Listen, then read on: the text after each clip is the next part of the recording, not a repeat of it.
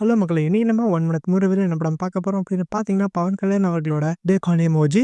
வீடியோக்குள்ள போறதுக்கு முன்னாடி இந்த மாரி 1 மினிட் மூவில நீங்க நினைச்சீங்கன்னா, மறக்காம சேனல சப்ஸ்கிரைப் பண்ணி வச்சுக்கோங்க. இந்த படத்தோட கதை என்ன அப்படின்னு பார்த்தீங்கன்னா, பவன் கல்யாண் ஜாப்பனீஸ் மார்ஷியல் ஆர்ட்ஸ்லாம் கத்துக்கிட்டு ஒரு பெரிய டானா இருக்காரு மும்பைல. ஸோ ஒரு கட்டத்துல சின்ன வயசா அவங்களெல்லாம் அவரெல்லாம் விட்டுட்டு, அவர் ஃபேமிலிய பார்த்துக்கிட்டு வந்துடுறாரு. பட் ஒரு கட்டத்துல அவங்க ஃபேமிலிக்கு ஒரு பிரச்சனை. ஸோ ஃபேமிலிய இந்த நிலைமைக்கு கொண்டு வந்தவங்க ஆளுங்கலாம் பழி வாங்குறாரா இல்லையா? அப்படிங்கிறது இந்த படத்தோட கதை. இந்த படத்துல பாசிட்டிவா சொல்ல முடியும்னு பார்த்தீங்கன்னா, ஃபைட் சீக்வென்ஸ் அண்ட் சினிமாட்டோகிராஃபி ரொம்பவே நல்லா இருந்துச்சு. பட் நெகட்டிவா நான் சொல்ல முடியும்னு பார்த்தீங்கன்னா, கதை ஏதாச்சும் புதுசா இருக்கா அப்படின்னு பார்த்தா, நம்ம காலங்காலமா பார்த்துட்டு வர அதே கேங்ஸ்டர் ரிவெஞ்ச் ஸ்டோரி தான். இதுல பெருசா எந்த ஒரு சீனுமே புதுசா இல்ல.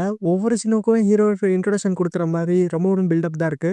இந்த படத்துல புதுசா எக்ஸ்பீரியன்ஸ் பண்றதுக்கு எதுவுமே இல்ல. நம்ம ஆல்ரெடி பார்த்த எல்லா கேங்ஸ்டர் படம் மாரியும் ஒரே மாரி தான் இருக்கு. இந்த படத்த கண்டிப்பா ட்ரை பண்ணணும் அப்படின்னு கேட்டீங்கன்னா, பெருசா ஒண்ணும் இல்ல. நீங்க பவன் கல்யாண் ஃபேனா இருந்தீங்கன்னா, இந்த படத்த ட்ரை பண்ணி பார்க்கலாம். பட் உங்களுக்கு கதை, அதுக்கப்புறமா ஹீரோ பில்டப்ஸ் எதுலயுமே எந்த ஒரு மாற்றமுமே தெரியாது. சப்போஸ் நீங்க இந்த படத்த பார்த்திருந்தீங்கன்னா, உங்களுக்கு இந்த படம் எப்படி ஒர்க் ஆயிருந்துச்சு அப்படிங்கிறத மறக்காம கமெண்ட் பண்ணுங்க. Thank you.